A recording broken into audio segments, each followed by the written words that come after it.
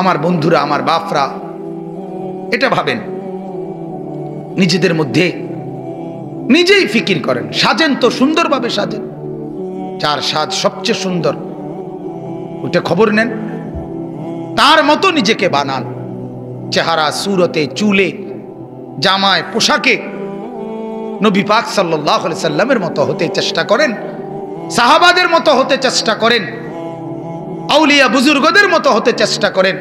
ওনারা পৃথিবীতে অমর। আমার শায়েখ আল্লামা মুফতি মুশতাকুন নবী সাহেব বলে, জুনায়েদ বাগদাদি, ওনার নাম আজও আমরা জানি, যে ওনার আমলের বাগদাদের কোনো শাসকের নাম কেউ জানে না।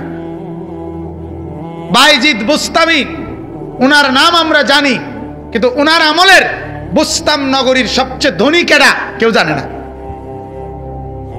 আল্লাহর নবী বলেন, সামান্য ছোট্ট নেকি কেউ, ভালো কাজ কেউ, একেবারে সামান্য ছোট নেকির কাজটাকেও ছোট মনে করো না।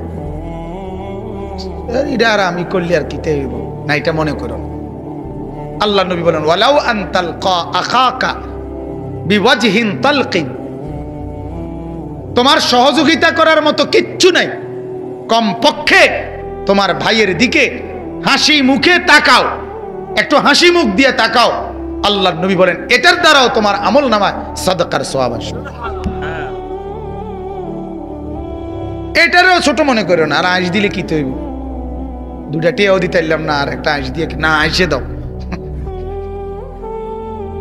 বুঝেন নাই কথাটা? দুইটা টাকাও দিতে পারলে না, ঠিক আছে, আফসোস করো না, একটা হাসি দাও, তাকে একটু একটা ছোট্ট দোয়া করে দাও, ভাই আল্লাহ তোমার অভাব দূর করে দিন, আমি তো পারলাম না, আল্লাহ তোমারে ধনী বানায় দেখ। আল্লাহ পয়সাওয়ালার নাম জানে? জানে না। বিল্ডিং ওয়ালার নাম জানে? জানে না। কত মজবুত বিল্ডিং, ওই যে এখন প্রত্নতত্ত্ব, অর্থাৎ সেটা মানুষের জাদুঘরে রূপান্তরিত, কত হাজার রাজার প্রাসাদ আছে না? ওই যে আমাদের কুমিল্লা কোটবাড়ি, বগুড়া মহাস্তনগড়, এরকম বিভিন্ন জায়গায়, ঢাকা লালবাগ আছে না, আগ্রার তাজমহল, সেই রাজপ্রাসাদগুলো দুকরে দুকরে চিৎকার করে বলতেছে যে দুনিয়া ধোকা, দুনিয়া ধোকা, দুনিয়া ধোকা, ওমাল হায়াতুদ দুনিয়া ইল্লা লাহবুন ওয়া লাইব। আল্লাহ বলে, ধোকা, দুনিয়া তামাশা, তামাশা। পৃথিবীর কোন প্রতাপশালীর নাম গন্ধ পৃথিবীতে নাই। আল্লাহকে যে রাজি করছে, গোলামি করছে, তার নামই টিকে আছে। ছোট থেকে ছোট ভালো কাজ, এক অন্ধকে রাস্তা দেখায় দেওয়া, রাস্তা পার করে দেওয়া, আল্লাহর নবী বলছে সাদাকা নাকি? এক রাস্তা থেকে কষ্টদায়ক, রাস্তার একটা কলার ছিলকা, রাস্তার একটা বাদামের খোসা, একটা আলপিন, যে কোনো কাঁটা, এটা রাস্তার থেকে সরিয়ে দেওয়া, আল্লাহর নবী বলছে এটা তোমার ঈমানের অংশ। পৃথিবীর কোন ভদ্রতা বেঈমানরা শিখায় নাই, পৃথিবীর সমস্ত ভদ্রতা ইসলাম শিখাইছে, কিন্তু ওরা ভদ্রতা নিয়ে ইসলাম থেকে, ইসলাম এইটা কাইটা দিছে, এই কথা বলে না যেটা মুহাম্মদ থেকে নেওয়া, এটা কোরআন থেকে নেওয়া, এটা হাদিস থেকে নেওয়া, বলে নিজেদের নামে, কিন্তু রাত গভীরে নিয়ে যায় আমাদের ইসলাম থেকে। বলেন আলহামদুলিল্লাহ। নূহ নবীর নাম সেই কখন এখনো শ্রদ্ধার সাথে আমাদের কলিজায় আছে, ঠিক কি না বলে? আল্লাহ আমাদেরকে বুঝার তৌফিক দান করুন। তাইলে আল্লাহ তাআলা বললেন, মান জাআ বিল হাসানা ফালাহু খায়রুম মিনহা, যে একটি নেক কাজ করবে সেটা তার জন্যই হবে, এবং আমি আল্লাহ তাকে এর বিনিময়ে অনেক উত্তম বিনিময় দেব। ওয়াহুম মিন ফাজাইন ইয়াউমাইদিন আমিনুন। এরপর আল্লাহ বলেন, এবং আমি আল্লাহ তাকে হাসরের ময়দানের কঠিন ভীতিকর পেরেশানি পরিবেশ থেকে নিরাপদ রাখব। হাসরের ময়দান হবে বড় পেরেশানির জায়গা। হাসরের ময়দান মামুর বাড়ি না, নানার বাড়ি না। হাসরের মাঠ শ্বশুর বাড়ি না। হাসরের মাঠ সেই মাঠ সমস্ত নবী যেই মাঠের ভয়ে কাঁদছে। কথা বুঝছেন? এটা হলো মেইন কথা। কারো কাছে পৃথিবীর কেউ, গোটা ইউরোপ কোন কাফের বেঈমানের কাছে ইমানদারের শেখার মতো ভদ্রতা কোনো কিছুর দরকার নাই। আমার নবী মুহাম্মদ সাল্লাল্লাহু আলাইহি সাল্লাম ভদ্রতার সর্বোচ্চ উদাহরণ। তার চাইতে আজিমুশ-শান ভদ্র আর কেউ হইতে পারে না। আল্লাহর নবী সাল্লাল্লাহু আলাইহি সাল্লাম হাদিসে আছে, তাকে যদি কেউ কথা বলতেন ডান দিক থেকে ডাক দিছে, আল্লাহ নবী পুরা চেহারা এইভাবে ঘুরাইতেন এবং যতক্ষণ ওই লোক কথা বলে চেহারা এদিকে ফিরাইতেন না। এটা ভদ্রতা না? আমরা হ্যাঁ কবি না বুঝতেছি তো, আও কদুর এদিকে চান, আরে এদিকে চান না, তোর কথা শুনলে তো হইলো বেটা, ঠিক না? এরকম করি না সমস্ত নবী হাসরের মা।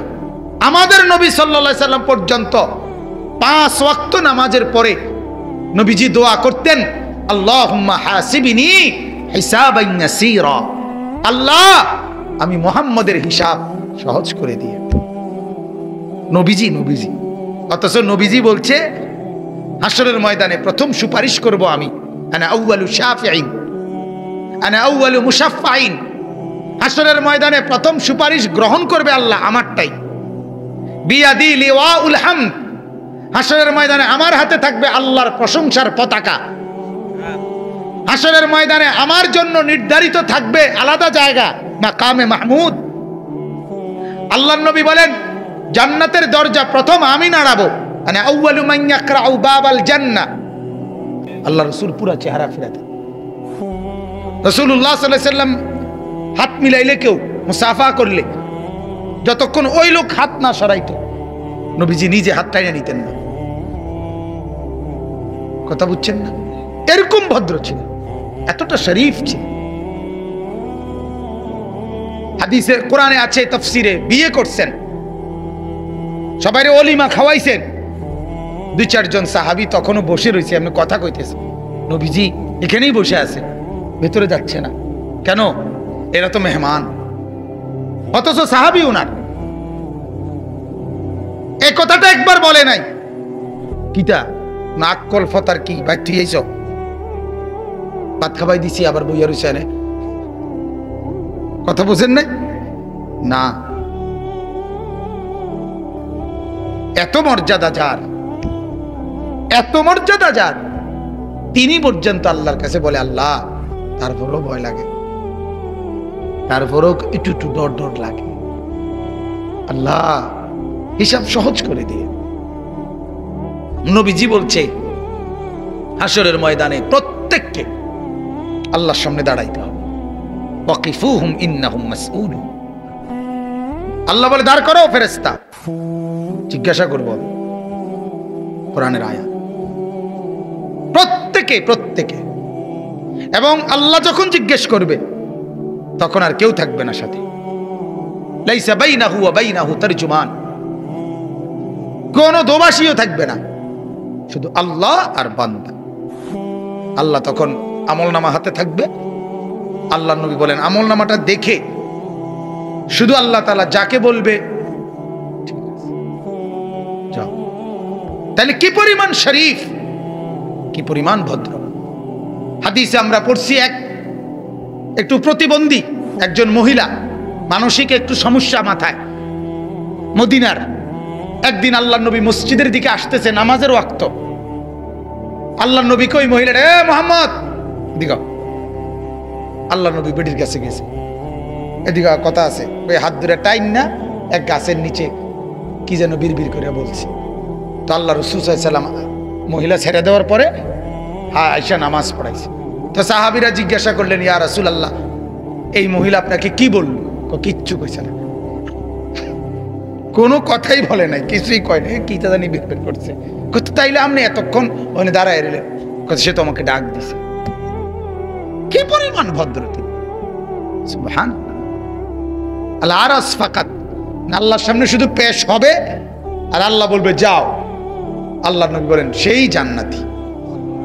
আর যারে শুধু আল্লাহ বলবে থামো, এটা পৃষ্ঠা উল্টাও, আল্লাহ নবী বলে সেই জাহান্নাম।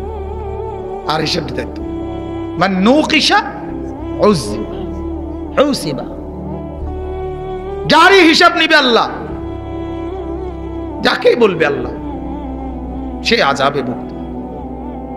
আমার বাপ খামখেয়ালি মনে করে, কলিজার ভেতর থেকে বিশ্বাস নিয়েই বলতেছি, কোরআনের এতগুলো কথা মিথ্যা, আর আপনার বাংলা অঙ্ক ইংরেজি বইয়ের কথাগুলো সব বাস্তব। না না, এটাই বাস্তব, ঠিক কিনা বলেন? এটাই সঠিক।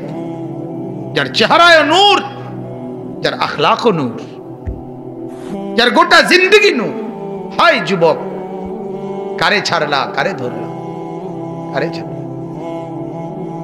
হ্যাঁ, রাসূলুল্লাহ সাল্লাল্লাহু আলাইহি সাল্লামের সাহাবী উম্মে সুলাইম, মহিলা সাহাবী, নবীজিকে দাওয়াত দিছে। হযরতে আনাস রাদিয়াল্লাহু তাআলা আনহুর মা, আল্লাহর নবী এশার নামাজ পড়ে এরম বাড়ির উঠানের মধ্যে আইসা দাঁড়াইছে। হযরতে উম্মে সুলাইম মহিলা আনাস রাদিয়াল্লাহু তাআলা আনহুর মা দরজা মেলে আল্লাহর নবীর চেহারার দিকে তাকাই রইছে। আর আকাশের পূর্ণিমার চাঁদ উঠছে, তো চাঁদের দিকে একবার তাকায়, নবীজির দিকে একবার তাকায়। আল্লাহর নবী কিছুক্ষণ পরে বললেন, উম্মে সুলাইম, এটা কি ধরনের মেহমানদারি? আমাকে দাঁড় করায় রাইখা বসারও কোনো ব্যবস্থা না, ডাকারও কোনো না, মেহমানদারিরও খবর না, কি দেখছো? এটাই চূড়ান্ত।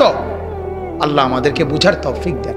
অতএব আখিরাতের ভীষণ ময়দানে আল্লাহ বলেন, নেক কাজের উসিলায় তুমি নিরাপদ থাকবে। হাদিসের মধ্যে আছে, আল্লাহর নবী বলেন, তোমার রবের রাগ তোমার উপর থেকে কমায় দিবে। অতএব নেক কাজ বিফলে যায় না। আল্লাহর নবী বলছে, ইত্তাকুন নার, ও আমার